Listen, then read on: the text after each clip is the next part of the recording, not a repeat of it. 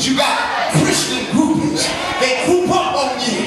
They group up in cliques so they can try to destroy what God has put in you. Try to invalidate your message. Try to invalidate who you are. They don't know who is he. Talk about he can forgive somebody. Who is he that he can talk about the good news of God? Always trying to invalidate people.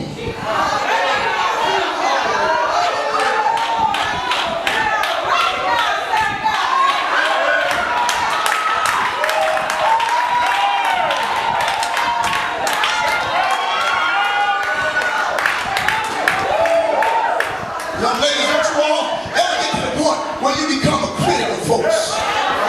You know what God has delivered you from? You know what God has saved you out of?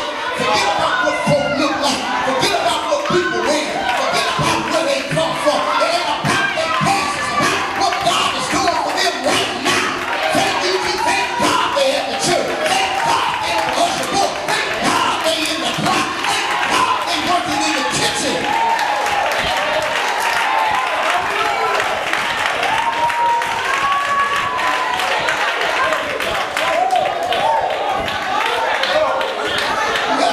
People caught up in the euphoria of amazement, and that's interesting.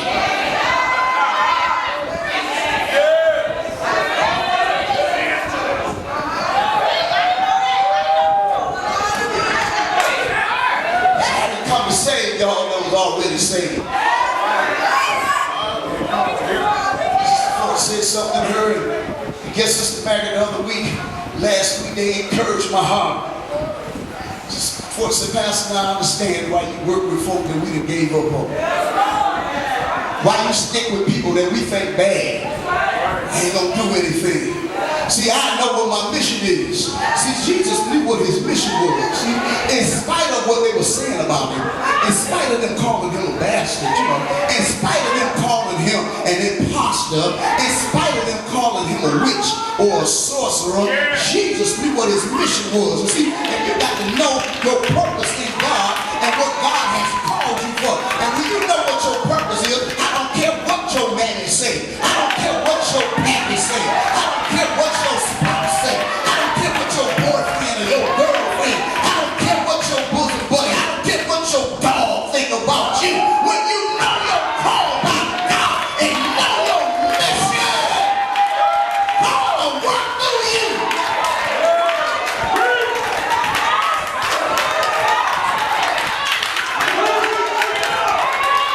That's work.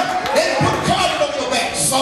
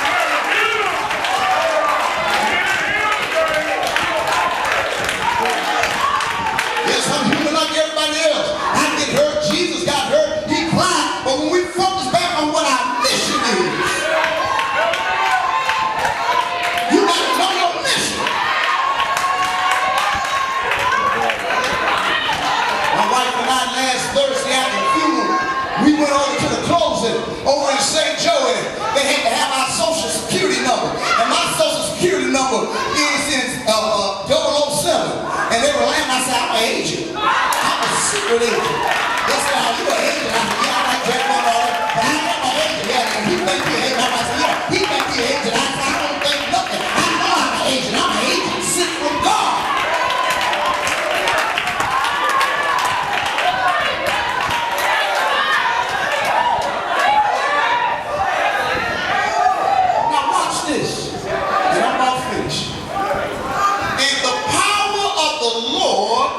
was present, he healed them.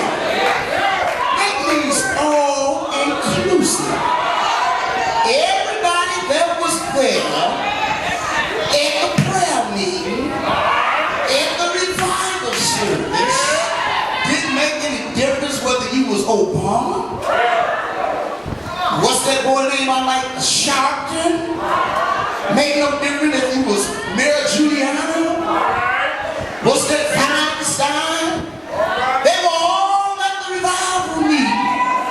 All the big time Supreme Court judges were there. Oh yes, they was.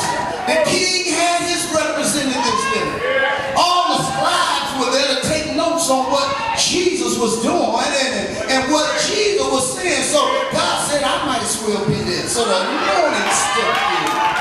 And anybody that was at the meeting could have been healed and delivered. The problem is, folk don't want to be healed. Folk don't want to be delivered. They got some stuff they want to keep. They got some stuff they don't want to give up. I don't care what it is. It might be your boyfriend or your girlfriend. It might be your husband or your wife. It might be your money. I don't know. But you got some stuff that you ain't want to give up. I want God, but I'm not willing to give up all this.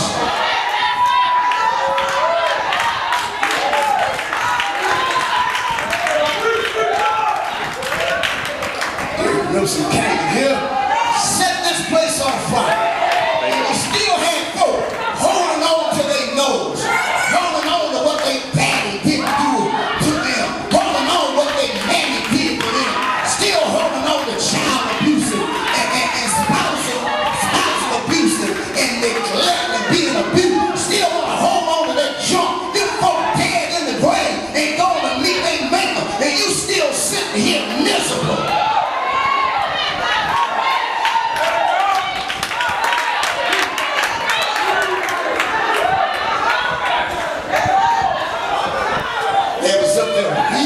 With one another. You know, you got these folk that got reason at the church. They meet at somebody's house. How we gonna deal with this?